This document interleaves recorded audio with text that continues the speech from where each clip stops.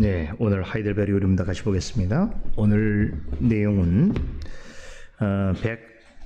118번이죠. 우리가 118번째인데요. 해설 시간이 46주일입니다. 46주일.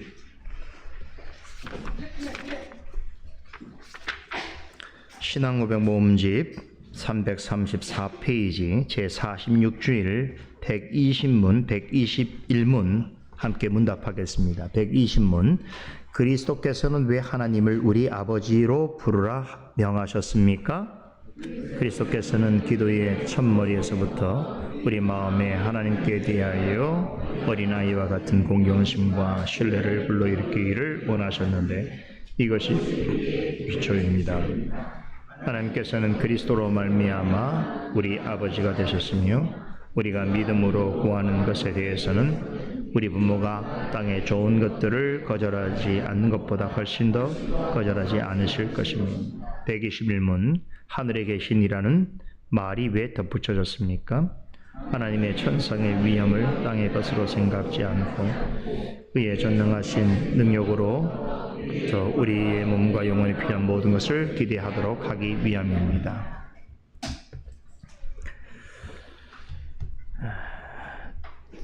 자, 앞으로 몇 주간 시간이 걸릴지 모르겠습니다만 오늘부터는 주기도문의 내용을 우리 직접 들어가서 살펴보도록 하겠습니다. 우리 역사적이고 또 전통적인 개혁교회에서는 모든 성도들의 신앙 성장과 성숙을 위해서 아주 중요한 교본으로 삼고 있는 세 가지 기록물이 있습니다. 무엇일까요? 바로 사도신경, 십계명, 주기도문입니다.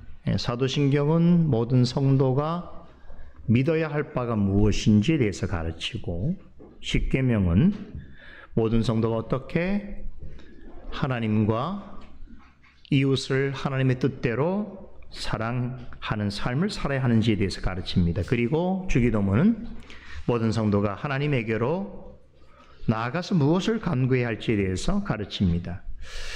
편의상 어떤 신학자는 사도신경, 십계명, 주기도문을 고린전서 13장 13절에서 가르치고 있는 내용, 즉 주님을 믿고 따르는 모든 교회와 성도들이 항상 있어야 할 것으로 말씀하신 세 가지가 있죠. 믿음, 소망, 사랑과 관련해서 설명합니다.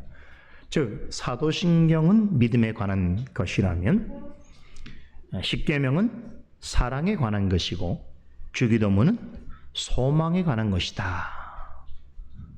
좀 더 선명하게 이해가 되죠.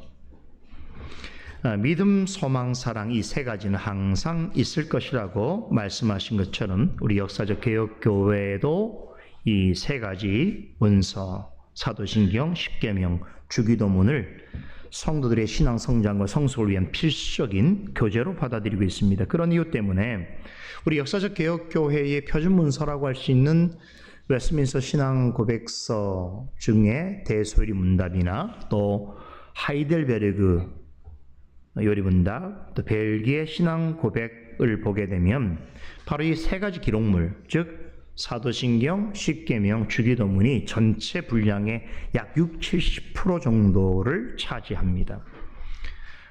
캘빈의 기독교 강요도 전체 내용은 이 세 문서에 근거했다라고 해도 과언이 아닙니다. 자, 이것은 무엇을 말해주는가 하면 이 십계명, 사도신경, 십계명, 주기도문을 바르게 공부하고 이해하는 것은 종교개혁의 정신을 따라 개혁된 교회를 지향하는 모든 성도들의 선택적 상황이 아니라 필수 조건이다 라고 말할 수 있습니다. 그 중에서도 지금 우리가 배우고 있는 하이델베르그 문답은 사도신경, 십계명, 주기도문을 통해서 기독교의 기본 진리를 이해하기 쉬우면서도 분명하게 가르쳐주고 있는 아주 대표적인 개혁교회의 신앙 고백이라고 할 수 있습니다. 하이델베르그 문답은 전체적으로는 바로 이 세 기록물 사도신경, 십계명, 주기도문으로 구성이 되어 있습니다. 그래서 이제 주기도문은 이 하이델베르 유리문답의 맨 마지막 부분이 되는 3부 감사의 내용 중에서 이제 마지막 내용을 장식하고 있는데요. 자, 이제 주기도문을 좀 생각해 봐야 할 건데, 우리가 주기도문이라고 하는 말은 주께서 가르쳐 주신 기도다라고 하는 말의 줄임말입니다. 우리가 이 기도를 소중히 여겨야 될 이유는 뭐냐면, 자, 성경에 많은 기도가 나옵니다만 우리 주 예수께서 직접 가르쳐 주신 기도예요. 제자들을 향해서, 나아가 모든 성도들을 향해서 너희는 이렇게 기도하라 하시면서 직접 가르쳐 주신 기도이기 때문에 우리는 이 기도를 가르쳐서 기도 중에 기도요 가장 완전한 기도라고 그렇게 말합니다. 여러분, 인류 역사 속에서 주기도문보다 많이 되풀이된 기도가 과연 있을까요? 아마도 신앙을 갖지 않은 사람들도, 불신자들도 주기도문의 일부 구절은 다 들어봤을 것입니다. 자, 그렇기 때문에 이 주기도문 우리에게 매우 익숙하죠.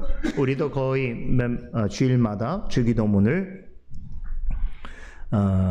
암송하거나 또 고백하는 그런 순서들을 갖게 되는데, 주기도문은 매우 익숙하죠. 그런데 익숙하다는 것이 꼭 바르게 아는 것은 아니다라는 것이죠. 많은 사람들에게 널리 알려져 있고, 또 그리스도인이라면 주기도문을 모를 수 없고, 지난번 레포메이션 데이 때 보니까 우리 유치부 자녀들도 주기도문을 암송하고 있단 말이에요. 어릴 때부터 주기도문을 암송하고 있지만, 그런데 그렇다고 해서 항상 우리가 바르게 알고 있다라고 말할 수 없는 것이죠. 그렇기 때문에 여러분, 주기도문이 익숙하지만 이 주기도문을 통해서 배워야 할 것이 너무 많아서 어거스틴, 루터, 칼빈 같은 교회의 위대한 스승들은 이 주기도문을 활용해서 주님께서 우리에게 가르치시는 기도가 무엇인지에 대해서 그 원리와 의미를 설명하는데 아주 많은 관심을 가졌습니다. 역사로 생각해 보세요. 그 많은 우리의 신앙의 선배들, 위대한 교회의 스승들이 주기도문을 얼마나 많이 설명했을까요? 그렇죠. 그런데도 주기도문 지금까지도 우리가 공부를 해야 될 만큼, 그러니까 내용은 굉장히 길지는 않지만 그 속에 담겨 있는 의미는 전 역사를 통하여 가장 깊은 의미를 가지고 있는 기도다, 이렇게도 말할 수 있는 거예요. 그렇죠. 그래서 개혁신학의 정수를 담고 있는 모든 신앙 고백, 요리문답, 그렇죠? 여기에는 이 주기도문이 빠진 곳은 아무도 없습니다. 요리문답에는 반드시 이 주기도문에 대한 깊이 있는 해설이 추가되어 있습니다. 자, 그런데 우리 교회 선생들인 그 어거스틴, 루터, 칼빈 같은 분들, 또 우리 개혁교회 많은 경건한 목회자들과 신학자들, 또 역사적 개혁교회 신앙 고백서들이 이 주기도문에 대해서 언급할 때에 중요한 것은 뭐냐면, 어떤 자기의 주관적인 경험이나 지식에 근거하지 않고 주님께서 가르치신 목적대로 기도에 대해서 자세히 설명해 주고 있다는 것입니다. 자, 이처럼 주기도문은 주님께서 기도에 대해서 가르치시고자 하는 거의 모든 교훈을 집약하고 있다라고 해도 과언이 아닌 것입니다. 그런 점에서 성도라고 한다면, 특별히 개혁교회 성도라고 한다면 주기도문을 여러분 늘 공부해야 됩니다. 우리는 좋은 기회를 얻게 되었습니다. 지금 요리문, 하이델베르 요리문답을 통해서 이제 주기도문 내용 자체를 공부하게 될 건데요. 자, 오늘과 다음 주일에 걸쳐서 주기도문의 첫 말이라고 할 수 있는 하늘에 계신 우리 아버지여 라고 하는 이 말씀에 담겨 있는 의미와 교훈을 한번 생각해 보겠습니다. 자, 예수님께서 우리가 기도할 때 먼저 하늘에 계신 우리 아버지여 라고 부르라고 가르쳐 주셨습니다. 자, 여기에서 우선 주목해야 할 점이 뭐냐? 예수님께서는 이렇게 기도하라라고 하실 때에 가장 먼저 우리에게 우리의 기도를 들으시는 대상에 대하여 강조하셨다는 거예요. 하늘에 계신 우리 아버지, 누구를 말하는 겁니까? 하나님이죠. 우리의 기도를 들으시는 분이 다름 아닌 하나님이신데, 자, 그런데 이제 중요한 얘기합니다. 우리의 기도를 들으시니 하나님은 어떤 하나님이신가? 꼭 기억하시기 바랍니다. 삼위일체 하나님이십니다. 자, 우리가 오해할 수 있는 것이 있는데 예수님께서 주기도문을 가르치실 때에 너희 이렇게 기도하라고 하시면서 하늘에 계신 우리 아버지여라고 부르라고 하셨다고 해서 이 기도가 아버지에게만 드리는 기도구나, 성부 하나님에게만 드리는 기도구나라고 생각하면 오산입니다. 잘못된 이해입니다. 삼위일체 하나님은 성부, 성자, 성령으로 위격적으로는 구별이 가능합니다. 그러나 본체에 있어서나 특별히 하나님으로서 사역을 이루시는 데 있어서는 성부, 성자, 성령으로 계셔도 결단코 분리되지 아니하신다는 게 우리 개혁교회가 가지고 있는 삼위일체의 가장 중요한 이해입니다. 하나님으로서는 성부, 성자, 성령이 구별되실 수 있으나 하나님이 한 분이신 본체에 있어서 그리고 하나님이 이루시는 사역에 있어서는 하나님 본질적으로 분리되지 아니한다, 나뉘지 아니한다는 것입니다. 주기도문에서 하나님에 대해서 아버지라고 부르는 호칭은 성부 하나님만을 가리키는 것이 아닙니다. 삼위일체의 대표로서 하나님을 성부 하나님이라고 언급한 것이지요. 즉 삼위일체 하나님 전체를 우리 아버지라고 지칭한 것입니다. 우리를 구원하시는 모든 일은 성부, 성자, 성령 삼위일체 하나님께서 다 계획하시고 관여하시고 이루십니다. 따라서 우리가 기도할 때 우리의 기도를 들으시는 분은 삼위일체 하나님이십니다. 많은 분들이 오해하는 것이 하나님 하늘에 계신 우리 아버지여라고 하는 간청으로 주기도문이 시작되다 보니까 주기도문만이 아니라 모든 기도는 다 성부 하나님께만 드려야 하는 것이라고 생각할 수 있는데 이것은 잘못된 생각입니다. 그래서 여러분, 우리는 기도할 때에 다양한 하나님의 명칭을 사용할 수 있습니다. 하늘에 계신 우리 아버지여라고 하는 명칭, 호칭으로부터 시작해서 또 우리가 늘 사용하는 아버지, 주님, 주여, 예수 그리스도시여, 성령이시여. 여러분, 이런 말을 우리가 뿐만 아니라 성경에서 하나님을 지칭하는 여러 가지 호칭들도 기도할 때 사용할 수 있습니다. 그런데 어떤 말로 어떤 호칭으로 하나님을 찾고 부른다고 하더라도 본질적으로 우리의 기도는 누구에게 들려지는 거라고요?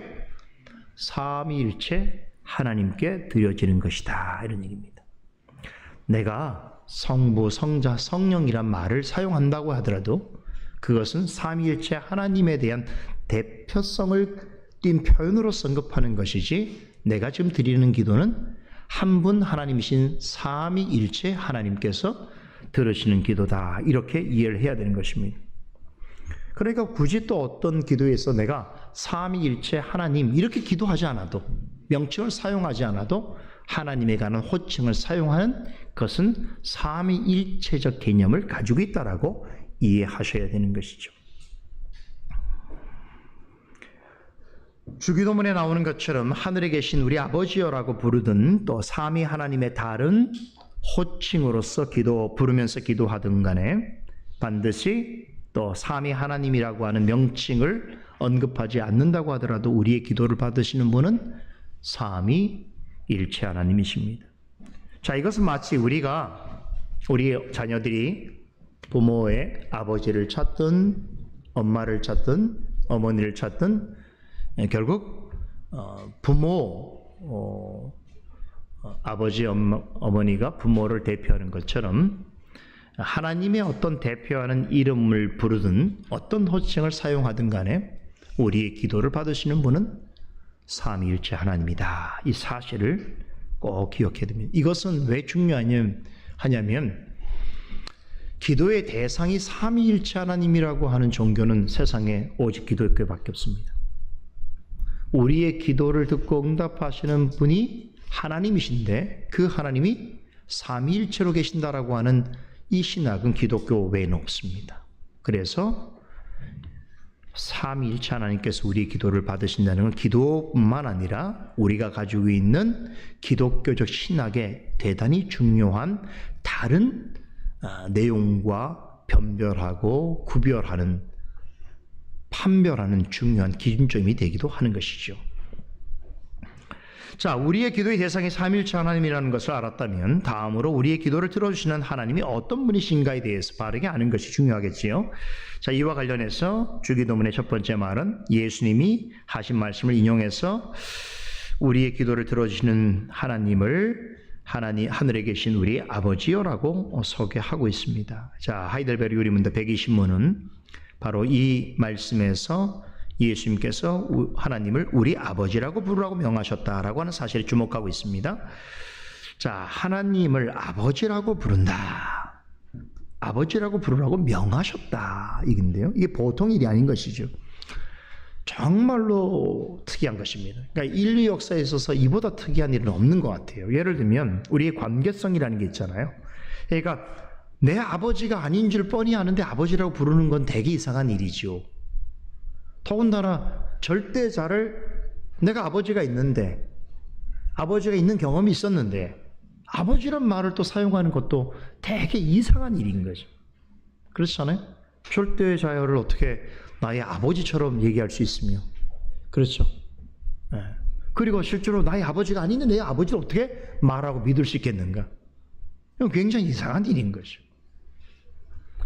바로 이런 이유 때문에 여러분, 세상에 많은 종교들이 있는데 그 중에 그 세상에 자신이 믿는 신을 가리켜서 아버지 혹은 아빠라고 부르는 종교는 없습니다. 그죠? 세상에서 말하고 있는 그 종교에서의 기도를 들어주는 신은 절대적인 존재죠. 그런 절대적 존재를, 인간과 본질이 완전히 다른 초월에 있는 존재를 여러분 아버지라고 부르는 종교를 본 적이 있습니까?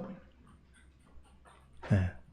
이단들의 교주가 자신을 아버지라고 부르라고 한 것은 모르겠습니다만 절대적 존재자를 아버지라고 부르는 종교는 저는 아직 들어본 적이 없습니다. 이 부분도 기독교와 다른 거예요. 기독교는 절대 주권과 능력을 가진 창조주시요, 또 참되고 유일한 구원자시요, 완전한 거룩과 공의로 모든 것을 판단하시는 심판주이신 하나님을 뭐라 부르라고요? 나의 아버지 혹은 우리의 아버지라고 부르라고 하나님이 명하셨다는 거예요. 여기에 기독교의 독특성이 있습니다. 그리고 기독교의 기도에 특별한 점이 있는 거예요. 우리가 기도할 때에 하나님을 아버지라고 부를 수 있다는 것은 뭘 의미하느냐? 우리가 우리의 기도를 들으시는 대상이 되시는 하나님과 우리 사이가 매우 특별한 관계성을 가지고 있다라고 하는 것을 말씀해 주고 있는 것이죠. 우리가 누군가에 대해서 아버지라고 부를 때, 그죠? 관계가 있죠. 내 아버지하고 나는 혈연적으로, 그렇죠? 혹은 법적으로 부모와 자식 관계고, 그렇죠? 그래서 내가 아버지라고 부를 수 있는 거 아니겠어요? 그러니까 우리가 어떤 대상을 향해서 그에 맞는 호칭을 사용한다는 것은 그 관계가 있다는 것을 이야기하는 거죠. 그런데 하늘에 계신 절대적인 하나님을 가리켜서 우리에게 아버지라고 부르라고 하셨다는 것은 먼저 뭘 우리에게 설명해 주는 겁니까? 우리의 기도를 들으시는 절대자이신 하나님은 우리와 매우 특별한 관계를 맺고 계시는 분이시다라는 거죠. 자, 하나님과 우리는 어떤 관계일까요? 부자지간이 되는 거예요. 아버지와 자녀가 되는 거죠. 그러면 부자가 되는 거겠죠. 부녀 그래도 되겠죠. 여튼간에 또 아들도 자녀 전체를 대표하는 말이라고 한다면 부자라고 해서 상관없겠죠. 아버지와 자녀가 되는 거죠. 아버지와 아들이 되는 거죠. 자, 그런데 여기서 착각을 하면 안 되는 것이 인간관계가 아니잖아요. 이 관계는 영적 관계라는 거예요. 그래서 거의 특별한 면이 있는 거죠. 지금 하나님께서 우리와 아버지와 자녀의 관계라고 말씀하시는 것은 인간적 관계를 말하는 것이 아니고 영적 관계에서 그러하다는 것이죠. 그 얘기는 하나님 아버지를 육신의 아버지로 생각하면 돼요, 안 돼요? 안 된다는 거예요. 그래, 큰 착각이에요. 신성모독이죠. 어릴 때는 우리 아버지가 최고였죠. 근데 잘하면 내 아버지 연약함을 많이 보게 되는 게 자녀들 아니에요? 나중에는 역전이 돼서 나이가 좀 많아지면 부모가 자식처럼 변해요. 이 자녀가 부모를 돌봐줘야 되는 상황이 생겨요. 그렇죠. 연약하단 말이에요. 과거에는 그렇게 대단하고 막 목청도 크고 뭐 하면은 무섭기도 하고 그렇게 막 훈육하던 그런 부모가 아버지가 나이가 들어서 힘이 빠지고 또 조금씩 몸이 약해지고 정신도 없어지게 되면 나중에는 자녀가 돌봐야 되는 아기 같은 사람이 존재가 되기도 하는 것이죠. 그죠? 그러니까 하나님을 인간관계에서의 부자지금 생각하면 안 된다는 것이죠.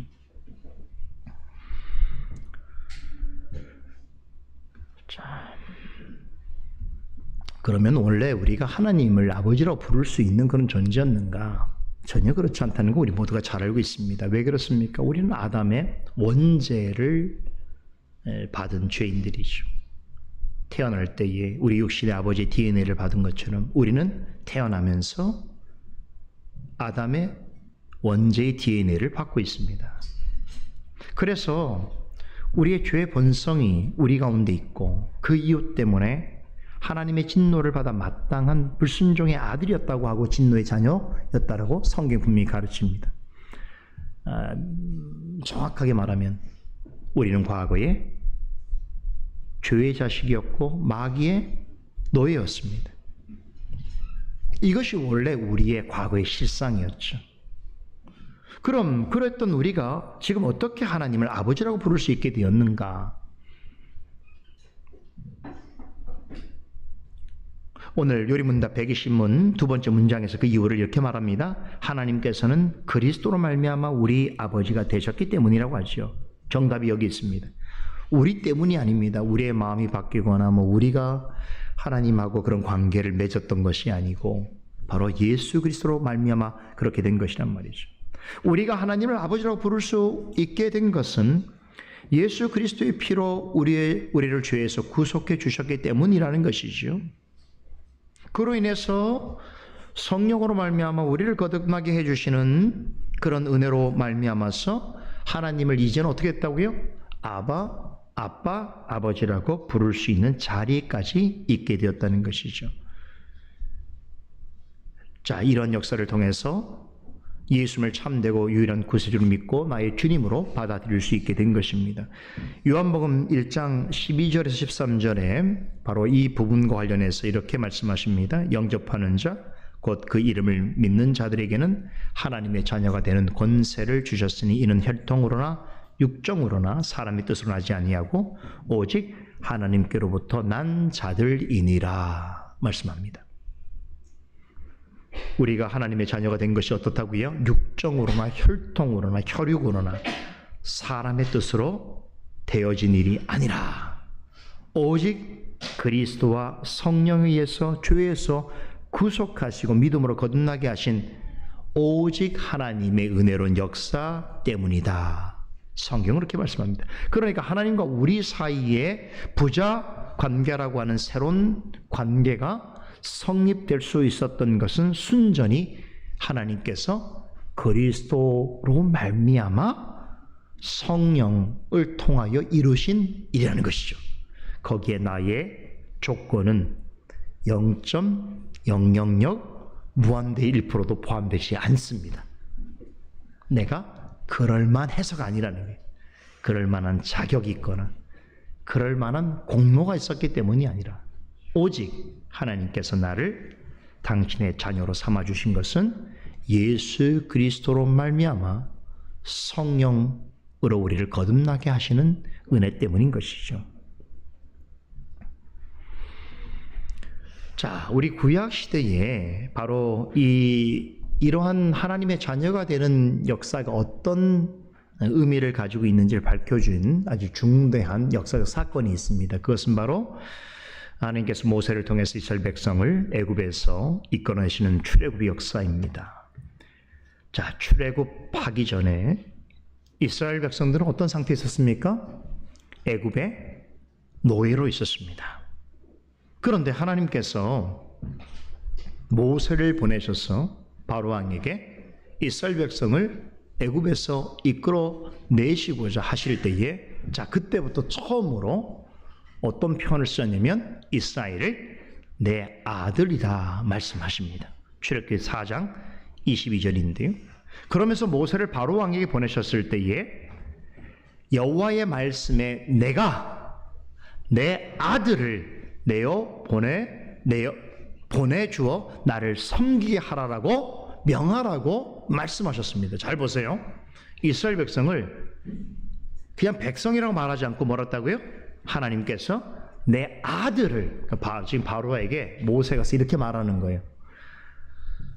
여호와 하나님이 내 아들 되는 이스라엘 백성을 바로 나인 여호와 하나님을 섬기도록 보내주라고 이야기하셨다는데 이게 먹히는 말일까요?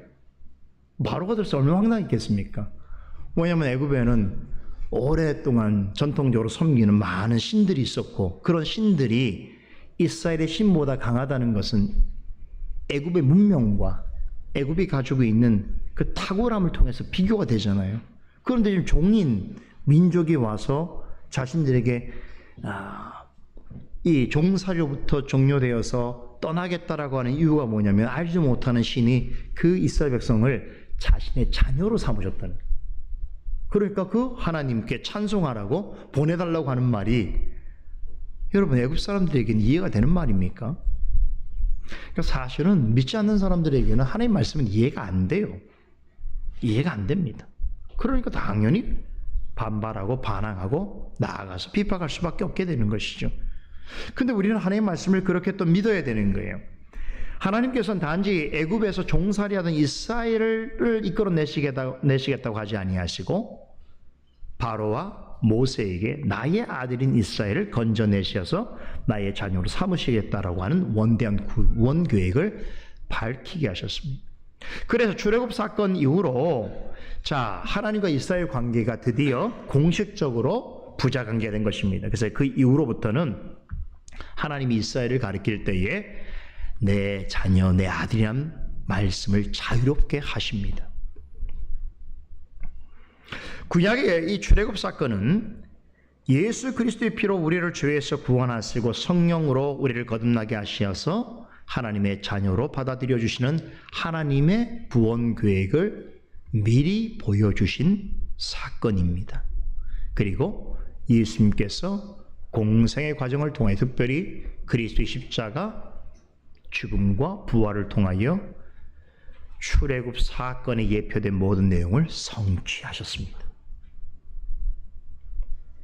특히나 예수님께서 부활하신 이후에 이렇게 말씀하셨습니다. 요한복음 20장 17절에 보면 내가 내 아버지 곧 너희 하나님. 기가 막힌 말씀이죠. 잘 들어보세요. 예수님께서 뭐라고 말씀하시냐면 내가 내 아버지. 그럼 여기 어떤 관계예요? 성부 하나님과 성자 하나님의 관계를 표현하는 거예요. 그런데 곧 이 하나님이 너희의 하나님이고 내 하나님 곧 너희 하나님께로 올라갈 것이라고 부활 이후에 하늘 승천에 관한 예고의 말씀을 전해주셨어요. 놀라운 말씀이지 않습니까? 예수님하고 그렇죠, 성부 하나님과의 관계가 곧 우리에게도 똑같이 예수님께서 아버지라고 이야기하는 분이 우리에게도 아버지 하나님이시고 그렇죠? 예수님께서는 당신의 십자가와 부활을 통해서 구속받은 모든 자들에게 나의 아버지를 너희 아버지라고 하시고 내 하나님을 너희 하나님이라고 칭하시면서 당신이 이루신 구속사역으로 말미암아 하나님과 우리의 관계가 아버지와 자녀의 특별한 관계가 되었음을, 즉 예수님 성부 하나님과 성자 그리스도의 관계처럼 우리가 하나님의 관계도 역시 하나님과 자녀의 관계가 되었음을 확인해 주셨습니다. 이게 놀라운 일이죠. 왜 그렇습니까? 지난날에 우리는 하나님께 불순종의 자녀들이었고 진노의 아들들이었습니다. 곧 마귀의 자식들이었습니다. 그런 존재를 예수 그리스도를 통해서 어떻게 하셨습니까? 우리를 하나님의 자녀로 삼아주신 것이 뿐만 아니라 성령을 통하여 이제 하나님에 대하여 아바 아버지라고 부를 수 있게 해주셨다는 것이. 그러니까 하나님을 정말로 아바 아버지라고 부를 수 있는 사람은 어떤 사람입니까? 예수 그리스도로 인하여 구속의 은혜를 입고 성령으로 말미암아 거듭난 사람만이 하나님을 진정으로 아바 아버지라고 부를 수 있는 것이죠. 자, 그런데 기도와 관련해서 로마서 8장 26절 27절에 보면 성령께서는 우리를 어떻게 도우시냐면 우리의 기도를 도우신다고 하는데, 왜 기도를 도우시냐면 우리의 연약함을 아시기 때문에, 우리가 기도하려고 하더라도 어떻게 하나님 아버지에게 구해야 될지를 잘 모르기 때문에 친히 이루 말할 수 없는 탄식으로 우리를 대신하여 간구하여 주신다라고 성경은 말씀합니다. 성령께서 우리가 기도할 때에 이토록 간절하게 도우시는 이유가 무엇이겠습니까? 바로 그리스도로 말미암아 구속받은 자녀가 되었기 때문입니다. 우리는 그리스도로 말미암아 하나님의 자녀가 되었고 성령으로 말미암아 하나님을 아버지라고 부를 수 있게 된 특별한 존재가 되었습니다. 그래서 비록 우리가 연약함 가운데 하나님 아버지에게 무엇을 말해야 될지 알 수 없을지라도 성령께서 말할 수 없는 탄식으로 우리의 기도를 도우시고 우리를 대신하여 기도해 주신다는 것. 저는 이것이 비유가 되는지 모르겠습니다만 우리 어린 자녀가 진짜 아버지죠. 육신의 아버지에게 아직 무엇을 이야기할 수 없을 때, 옹알대거나 어떤 단어로 자기의 마음을 문장으로 표현하지 못할 때에 가장 가까이 측근에 아이와 함께 있었던 엄마가 그 말을 듣고 아버지에게 대신 얘기해 줄 때 있잖아요. 그죠? 우리 어린 시절에 그런 게 많잖아요. 아빠들은 잘 몰라요. 아이들이 웅얼대는 거를. 근데 엄마들은 정확하게 아이가 지금 왜 이렇게 무슨 말을 하는지 알거든요. 그거를 아버지에게 이야기해 주듯이 성령께서 그렇게 하시는 거예요. 우리가 하나님에 대해서 무엇을 간구해야 될지 모를 때. 왜냐하면 그렇습니다. 우리 연약함 때문에. 하나님의 자녀지만 우리는 본질적으로 여전히 죄성을 가지고 있는 죄인이기도 하지요. 그러니까 온전하게 하나님의 뜻을 다할 수가 없고 하나님의 뜻을 따라서 완벽한 기도를 드릴 수 없을 때에 성령께서 우리의 연약함을 아셔서 우리의 기도를 도우신다는 거예요. 어떤 데는 대신 기도해 주신다는 거예요.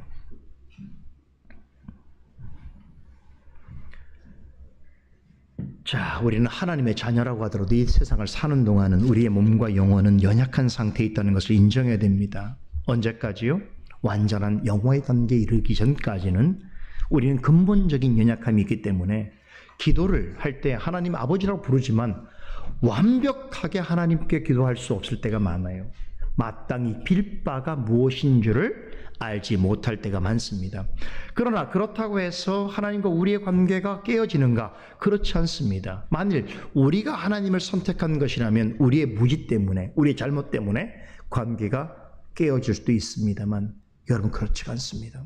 우리의 연약함 때문에 하나님과 우리의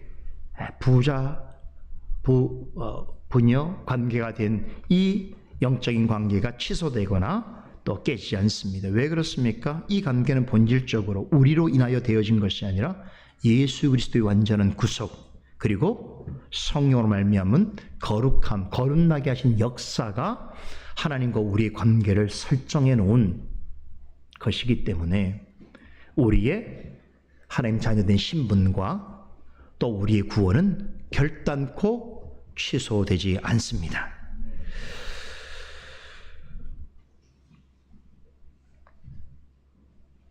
여러분, 우리 자녀들이 부모의 마음에 따라서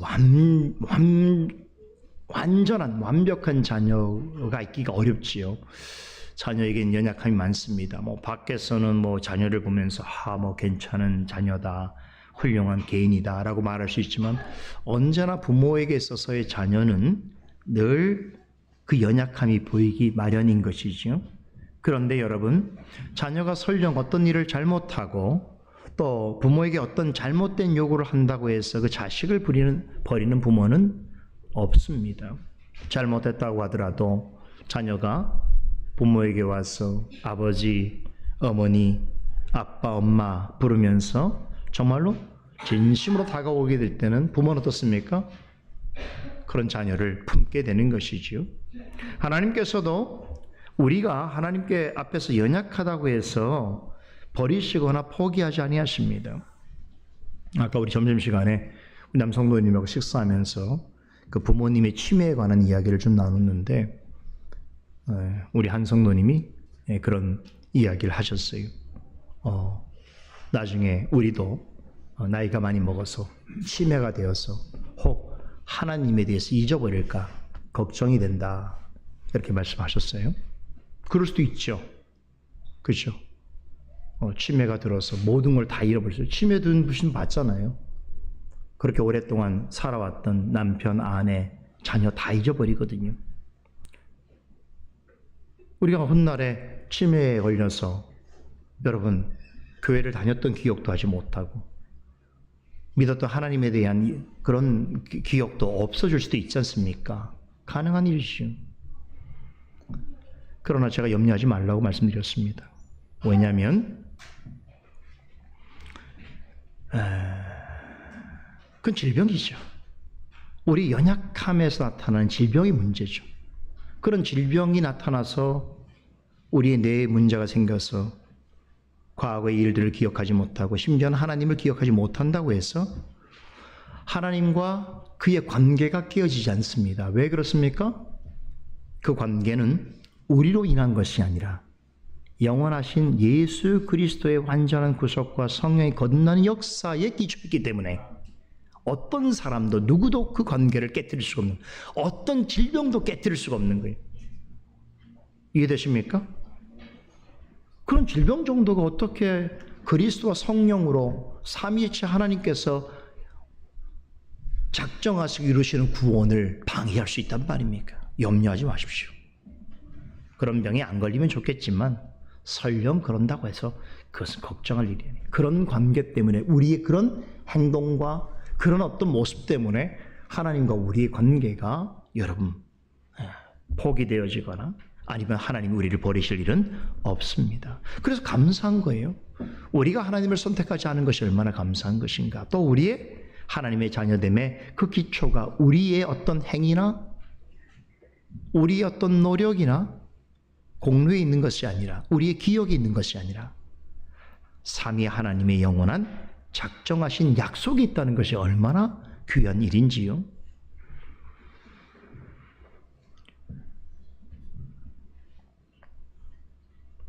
우리가 잘못하게 되면 하나님께서는 때로 우리의 잘못을 지적하시고 또 우리가 불순종하면 책망하시고 징계하실 때도 있습니다.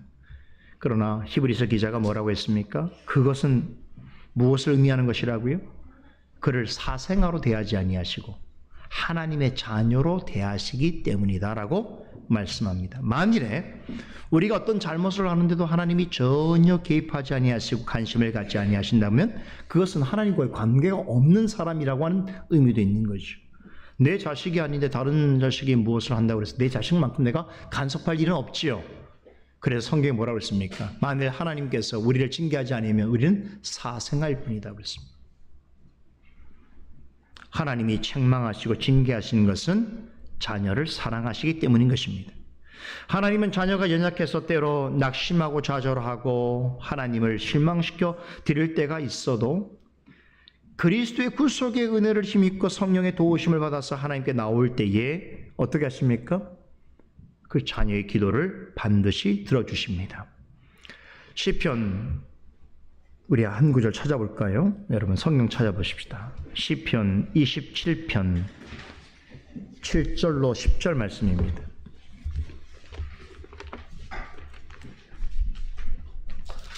우리 한 목소리로 읽어보도록 하겠습니다. 시편 27편 7절에서 10절입니다. 여호와여 내가 소리로 부르짖을 때에 들으시고 또한 나를 긍휼히 여기사 응답하소서. 너희는 내 얼굴을 찾으라 하실 때에 내 마음이 주께 말하되 여호와여 내가 주의 얼굴을 찾으리라 하였나이다. 주의 얼굴을 내게서 숨기지 마시고 주의 종을 노하여 버리지 마소서. 주는 나의 도움이 되셨나이다. 나의 구원의 하나님이시여 나를 버리지 말고 떠나지 마옵소서. 내 부모는 나를 버렸으나 여호와는 나를 영접하시리이다. 자, 시인 다윗이 지은 겁니다. 다윗의 시인데요. 다윗이 아주 극심한 고통과 공포 중에 있었을 때에 하나님을 간절히 찾고 있습니다.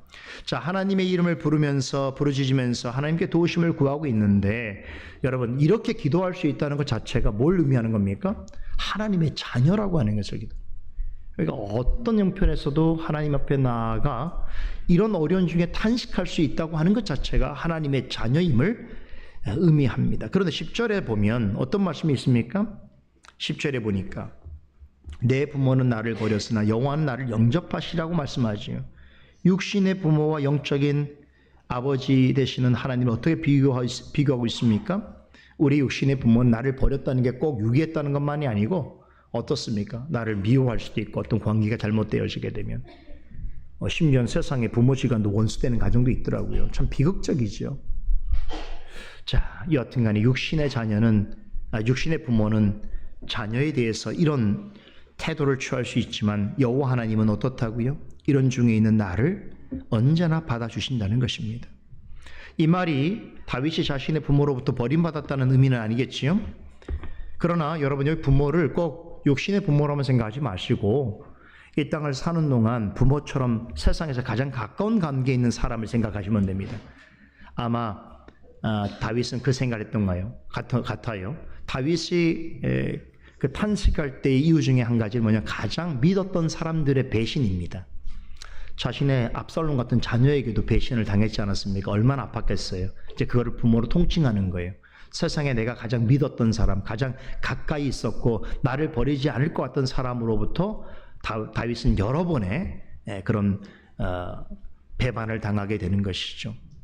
우리도 가끔 세상을 살면서 다윗 같은 경험은 아닐지라도 가까이 있다고 생각한 사람으로부터 좀 무시를 당하거나 또 소외를 당하거나 또 배신을 당할 수도 있는 것이죠. 그러나 하나님께서 어떻다고요? 절대로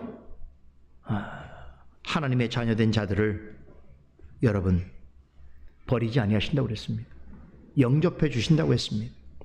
하나님은 그리스도로 말미암아 하나님 우리의 아버지가 되어 주셨기 때문에 우리가 믿음으로 구하는 것에 대하여서 비록 우리가 연약하여서 빌 바를 알지 못하고 잘못된 것을 구할지라도 우리가 성령의 도우심을 구하면서 나아가게 될 때에 들으시고 응답해 주십니다. 당신의 자녀를 대하시는 이런 하나님의 성품에 대해서 예수님께서 직접 이렇게 말씀하셨지요. 너희가 악한 자라도 좋은 것으로 자식에게 줄 줄 알거든 하물며 하늘에 계신 너희 아버지께서 구하는 자에게 좋은 것으로 주시지 아니하겠느냐라고 반문하셨습니다. 하이델베르 문답 120문답은 이러하신 우리의 하나님 아버지를 하나님을 아버지라고 부를 때에 다시 말해서 하나님 아버지의 이름으로 부르면서 기도할 때에 하나님께서 하나님에 대해서 우리가 어떤 태도를 취해야 되는지에 대해서 가르치고 있습니다. 마치 어린아이가 훌륭한 부모를 대하는 것 같은 공경심과 신뢰를 가져야 한다라고 가르치고 있습니다. 이 인격적으로 성숙한 자녀의 모습이겠죠. 그죠? 인격적으로 성숙해진 자녀는요. 부모의 연약함을 보더라도 어떻게 합니까? 그것 때문에 부모를 버리지 않습니다. 부모의 모습은 내일의 나의 모습이거든요. 그죠? 그렇게 부모가 내 부모님이 최고였다고 생각하는 어느 때까지 좋은 추억이 있습니다만 이제 시간이 지나고 나이가 들고 그러면 부모에게도 연약한 점이 있구나라는 것을 알게 되시죠. 그런데 인격적으로 성숙한 자녀는 설령 부모가 그럴지라도 부모를 사랑하고 공경하는 것입니다. 그럼 하물며 우리의 완전하신 우리의 아버지 되신 하나님에 대해서는 우리가 어떤 태도를 취해야 할 것인가? 성경에는 바로 이 일을 위해서 우리에게 모델을 제시해 주는데 그 모델이 누구겠습니까? 바로 하나님의 맏아들이라고 비유된 예수 그리스도입니다. 그러면 맏아들이시면 우리에게 누가 되는 거예요? 맏형이 되겠죠. 맏오빠가 되겠죠. 예수님이. 그러니까 예수님을 맏아들이라고 표현하신 이유가 뭐냐면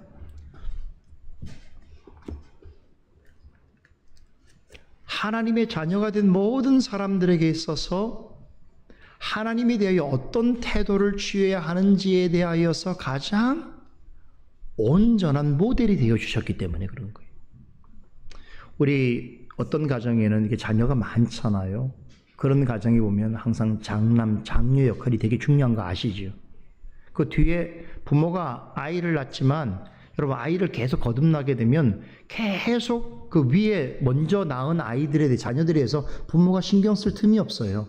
그렇죠? 막 지금 낳은 아이를 신경 써야 되니까. 그러면 그 윗 몫은 누가 되냐면 다 이미 자란 자녀들의 몫이 돼버려요. 그럴 때 가장 중요한 게 뭐냐면 장남, 장녀 역할입니다. 그래서 부모가 다 가르치지 않아도 좋은 장남, 좋은 장녀가 그 역할을 하면 그 밑에 자라는 동생들이 다 보고 배우는 거예요. 예수님도 그렇단 말이에요. 우리의 맏형이 되시고 하나님의 맏아들이 되시는 예수님께서 우리의 아버지 되신 하나님께 어떠한 태도를 취했는지를 성경을 통해 우리 가르쳐 주신다는 거예요. 어떻게 하셨습니까? 예수님께서는 하나님 아버지를 사랑하기를 자기의 목숨 바치기까지 하셨다는 거예요. 하나님을 기쁘시게 하시기 위해서 본체상 하나님이시나 종의 형체를 입고 이 땅에 내려오셨고 십자가에 죽기까지 순종하시는 모습을 나타내 보이신 것이죠. 그리스도로 말미암아 하나님의 자녀가 된 사람들이라면 예수님께서 우리의 아버지 하나님 아버지께 보이신 이 모습을 배우고 따라야 한다는 것입니다. 예수님께서 기도하실 때에 보이셨던 모습처럼 우리도 하나님 아버지에 대하여 진정한 사랑과 신뢰와 공경심과 순종하는 모습으로 기도해야 한다는 것이죠. 자, 그렇게 할 때에 하나님께서 우리는 예수님과 비교할 수 있는 존재가 아닙니다만 우리의 태도가 그런 태도로 하나님께 간구할 때 우리를 어떻게 받아주시냐면 비록 아버지의 집을 나간 탕자 같은 자리에 있을지라도 탕자 어떻습니까? 좋은 옷을 입고 나갔지만 누더기 옷이 되었고 여러분 돼지의 쥐염염회를 빼앗아 먹으면서 비참한 자리에 있었던 그렇죠. 그라도 아버지에게 나오게 될 때에 아버지가 받아주었던 것처럼 우리가 하나님 앞에서 하나님의 자녀답지 못한 모습을 가질 때가 있고 또 하나님을 실망시켜 드릴 때도 있지만 그러나 하나님의 말씀을 따라서 그리스도의 보혈의 은혜와 성령의 도우심의 은혜를 힘입고 나아가 하늘에 계신 우리 아버지를 부르면서 찾을 때에 어떻게 하시겠다는 거 반드시 그의 기도를 들어주시고 응답해 주신다는 겁니다.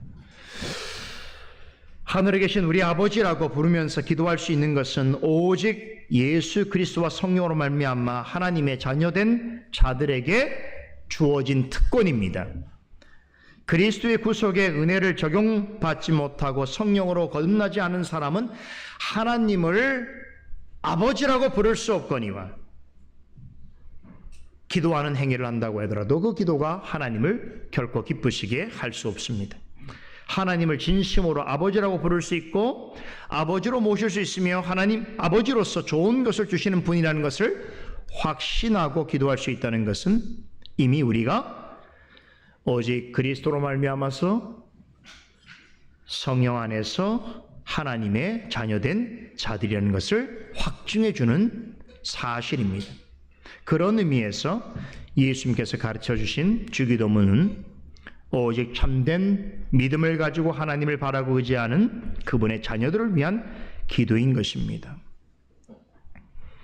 하나님의 아버지 되심을 인정하면서 하나님을 아버지라고 부르면서 나아가는 사람은 그래서 참으로 복되고 존귀한 하나님의 자녀가 되는 것입니다.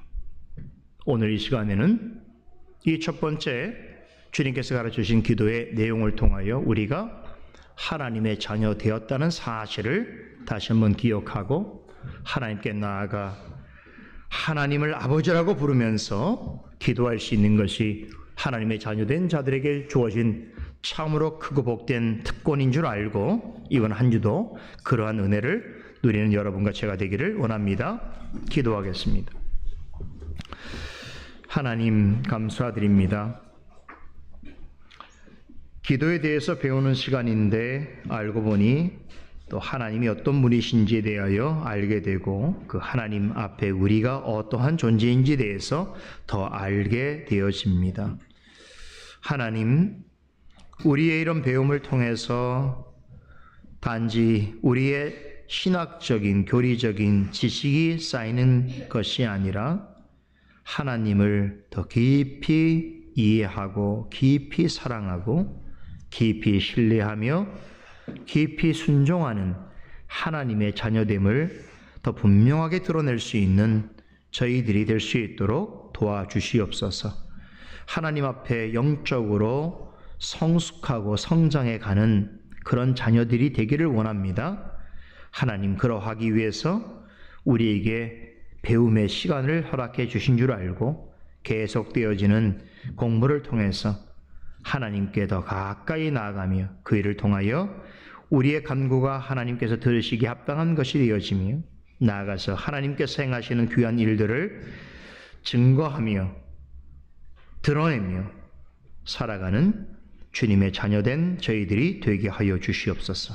이번 한 주도 하나님 아버지를 간절히 부르고 찾을 때마다 주께서 들어주시고 함께 하여 주시옵소서. 예수님의 이름으로 기도드리옵나이다. 아멘.